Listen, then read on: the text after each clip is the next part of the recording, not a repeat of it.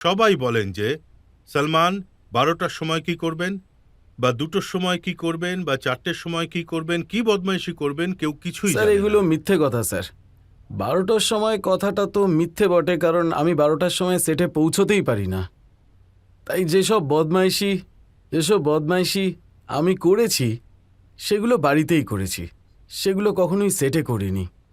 তো আমার যেটা সময়, আমি আমি আপনাকে আমার রুটিনটা বলে দিচ্ছি। আমি প্রায় 5:30 6টায় একদম উঠে পড়ি, আর তারপর পুরোপুরি উঠি হলো 6:30 বা 7টা।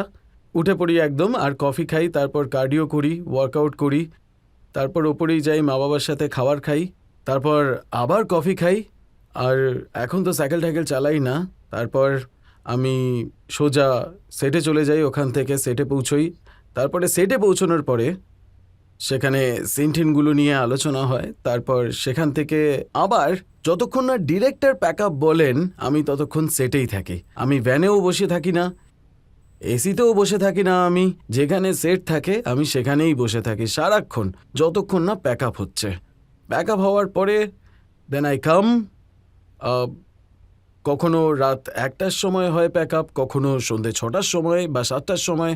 If it's early, then I come back and I do some cardio workout, spend some time with family. Then I have time and I go to sleep about 2:30, and then again I wake up. I wake up above 5:30. তো আমি ঘুমাই বলতে ওই 2 থেকে 3 ঘন্টার মতন, আর কিছুই না।